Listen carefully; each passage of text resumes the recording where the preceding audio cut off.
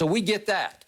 But where did Zach Wilson just get inked in for the Jets? I don't get that. So to your point, would I be shocked if they took Justin Fields, who is Mel Kiper's #2 quarterback and has been from the start, right behind Trevor Lawrence? I wouldn't be shocked by that.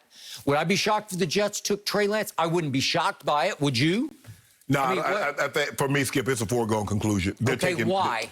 Because there's a reason why Zach Wilson keeps saying, I've talked to a lot of Jet quarterbacks. Well, you said it once. Yeah, but I'm saying, though, Skip, you don't do that. They've given, Skip, I feel very comfortable. I feel more comfortable they're going to take him at 2 than I do the 49ers are going to take Mac Jones at 3. That's how confident I am. And and you're basing it on just what? That he's called some Mark Sanchez? No, Skip. But I think the thing is that when you hear some of the other guys, you hear the other draft guy at ESPN, and you hear a lot of guys. Zach Wilson, Todd McShay. Yeah. Zach, he has a lot of Patrick Mahomes. He can make throws, the off-balance throws. He can do all of this. Okay. And remember, nobody thought Patrick Mahomes, only Andy Reid and Brett Veach thought so much of Patrick Mahomes that they moved from 27 to 10. True. Okay. And I'm not so sure, Skip, and you keep saying, well, why didn't they move up to 2?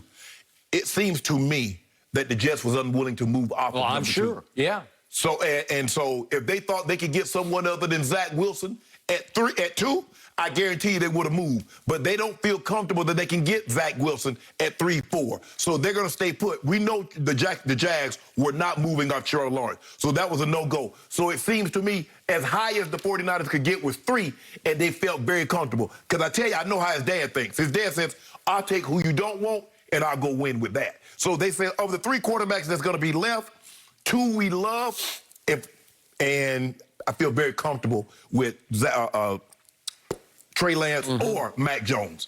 By the way, father, as in Mike Shanahan, once upon a time traded up to 10th in the draft to take my guy Jay Cutler from Vanderbilt University, and you do not love Jay Cutler. I did not like Jay Cutler. I didn't like his attitude. I didn't think football was the most. He was another guy. Football wasn't that important to it. Okay, so we can debate that all another day, or maybe never, because he's out of sight and out of mind. But the point is, Mike did trade up to take him, and I applauded him for that because I watched a whole lot of Jay Cutler, especially his junior year at Vanderbilt. His senior year, he was the SEC Player of the Year. Right.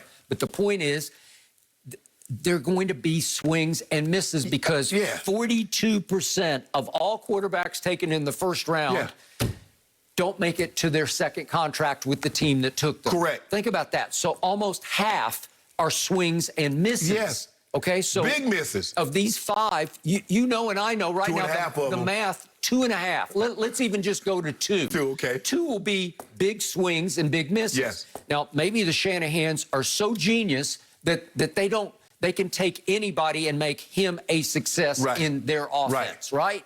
Okay. Let me ask you a question, Skip. Which one of these quarterbacks, of these 3 quarterbacks that will be left, Trey Lance, Justin Fields, or Mac Jones, you think has more upside, has more ability than Jimmy G?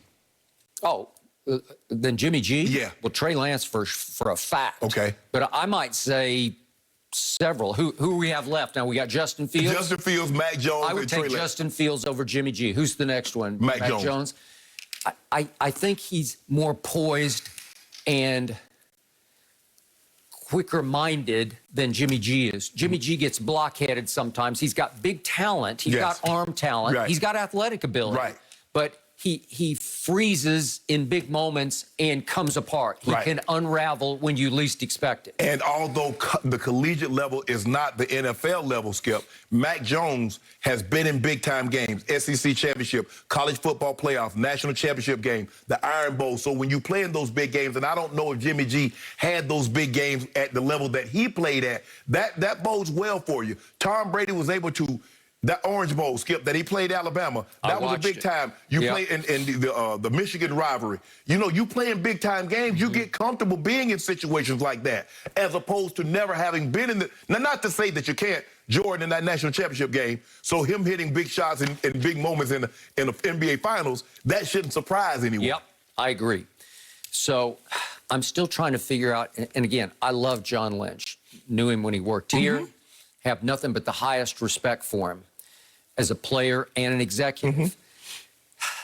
But you're telling me Kyle Shanahan has to have final say here, and I'm assuming that's true. Wouldn't you want Kyle to have final say? He's calling the plays. He's a quarterback guru. Wouldn't you on a player of this magnitude? Yeah. Now, maybe another player, Skip, maybe an offensive lineman, maybe a defensive lineman, maybe there's more heads coming together. But in a situation like this, the guy that's going to call the plays, the guy that knows that position probably better than John Lynch, you would think you would concede and says, okay, take it away, bro. Kyle handpicked John Lynch Yeah. to be his right-hand man. Correct. So I'm going to assume it's going to fall on Kyle to step away from all of the swirling madness inside that building and say, no, I think I got to do this because my gut tells me it's this guy. He going to step over in the building. He going to go to his dad's office. Okay. He's like, okay, Dad. Okay, which way do we go? Maybe it's mine. What do you think? What do you think, Dad? Okay, so I saw another interview that Adam Schefter did with John Lynch, and John pointed out, listen to these numbers.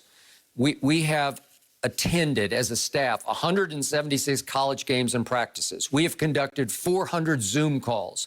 We have interviewed 600 players. We have attended 128 separate pro days, says John Lynch, about all the homework they've done for this draft. Well, obviously, the focus of that homework it fell on these 4 quarterbacks, right? The 4 possibilities. Well, maybe 3, but I think they looked hard at Zach Wilson just in case, because you have to. Right. You better be ready in case he falls to you. You will Skip. You're that high. You do your due diligence. I talked to Ozzie Newsome, who's the general manager for a long time at Baltimore. I said, so what do you think about Andrew Luck? He said, man, I ain't scouting no Andrew Luck. Hell, he gonna be the number 1 pick. I'm picking 29. I ain't got no chance of getting Andrew Luck. So why am I wasting my time scouting a guy like that? But when you're that high, Skip, you do your homework on a lot of different players because, like you said, you never know who's going to slip. But I think their intel told them Lawrence is going 1, Zach Wilson is going 2. We feel comfortable. Mac Jones or Trey Lance. Now, you believe there's still an outside shot that Justin Fields could go possibly 3. A bunch of the mocks have Justin Fields going. Well, Fox Bet still has him as the favorite, Mac Jones. I think he's minus 120, 140. Well, I saw some of the other sites last night they had Justin Fields coming up and Trey Lance coming up fast. And if I had some guts, ain't enough money on Mac Jones. I bet it. I bet Mac. I would bet Mac. So here's what I don't understand: if you paid all that freight to move up there, that king's ransom to move up there, if you were really shrewd about it, you'd sit at 12 and keep your mouth shut, and you would hope that Mac Jones just fell to you at 12, because I think there's high possibility nobody's going to take Mac Jones as high as you're thinking up in there. But even if they don't, Skip, if you're sitting at 12, what if somebody moves up to come get him at 9 or 10? You just don't know, but you'd have to have the right intel. What?